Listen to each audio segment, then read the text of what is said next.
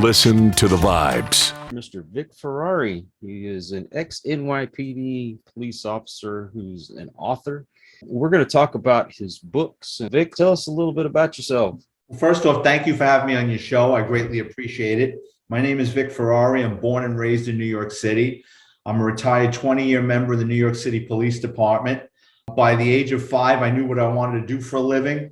My mother used to take me to the movie theater across the street from a police station. So, she was taking me to go see Herbie the Love Bug. I was running around, sticking my face in the window of police cars, wanting to see the equipment and saying, one day I'm going to chase the bad guys.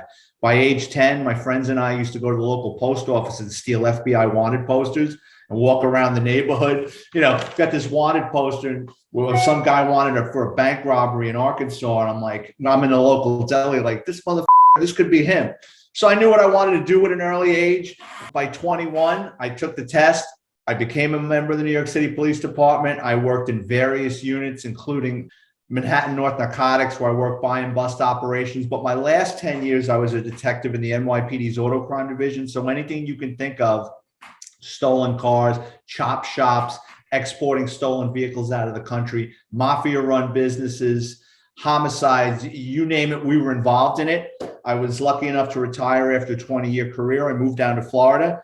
Now I've gotten into writing. I've written 6 books, 4 of which are NYPD themed, that are filled with short stories from my NYPD career. What's the craziest thing anybody's ever reported stolen? Oh, I've had people that were a victim of a home invasion, but it was a stash house, and they were afraid they were going to get killed by the guy over them. And they called the police to report that they had gotten tied up and everything, and someone stole a couple of duffel bags of marijuana.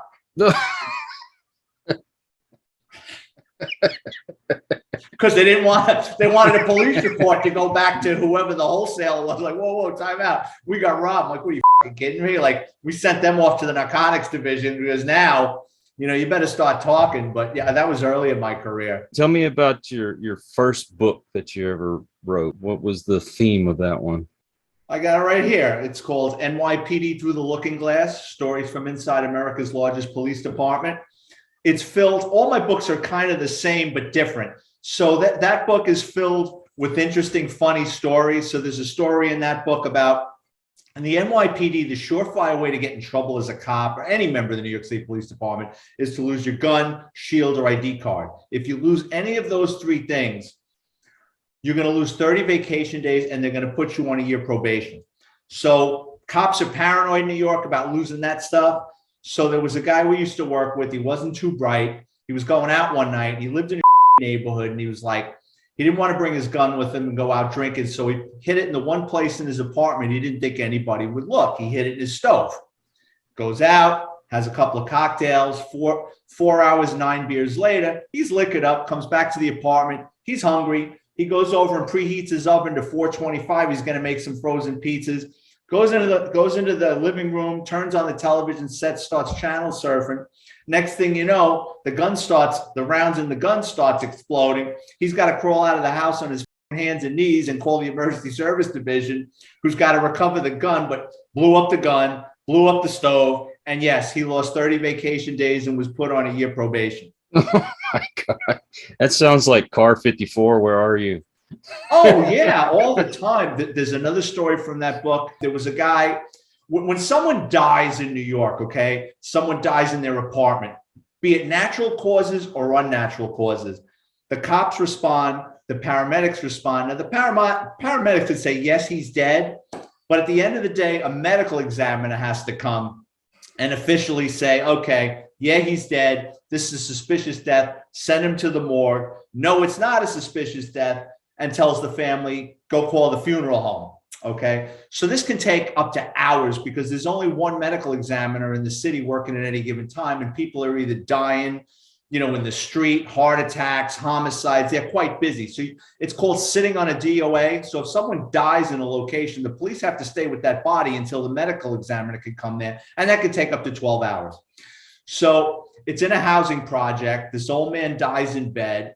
And he wasn't dead all that long. And the super went to check on him. I guess they were friendly. He didn't meet him for coffee. He had the keys to his apartment, finds this elderly gentleman dead in his bed. calls 911. This lazy cop that we know who had a foot post goes up, gets in the elevator, goes up to the 15th floor, sees the dead guy there, calls an ambulance.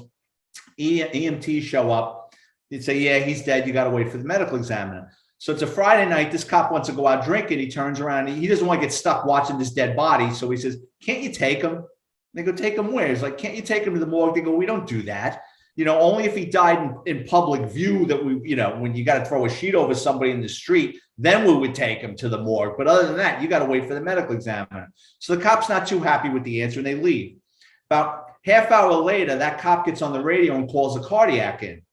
Well, the two EMTs that left weren't far away. He gets the same two EMTs. They come rushing up to the 15th floor with their equipment. And what do they find? The dead guy's now in the hallway. And they go, what the f*** is this? And the cop goes, oh, shit. Now he panics. He goes, you're not going to believe this. He goes, you guys left? The guy jumped up and went, oh, f***. He ran through the apartment and he dropped dead again right on the floor. And they go, no, he didn't. He's starting to have rigor mortis. You can tell by the way the body is positioned. He didn't get out of bed and drop dead in the hallway. So they start pitching a bitch. The sergeant comes. They do a preliminary investigation. They figure out that this cop is full of shit. He dragged a dead body to an apartment and dumped him in the hallway. P.S. He lost 30 vacation days, was put on a year probation. He got transferred up to the Bronx. That's where we ran into him. And if that would have happened nowadays, he would have been fired or possibly arrested. But this is the good old bad days in the 90s. They gave him a pass after thumping him. If you came by the channel, this is your first time, I appreciate you stopping by and I hope you'll come back. Hit that subscribe button. For those of that are my regulars, you know how much I appreciate y'all. It's because of you I get to do this. So until the next one, everyone, please take care. Be kind to one another. God bless and peace. We hope you enjoyed this episode of Listen to the Vibes. You can catch us on Buzzsprout or wherever you listen to your favorite podcasts. And on YouTube. Follow us on Facebook at The Vibes Broadcast Network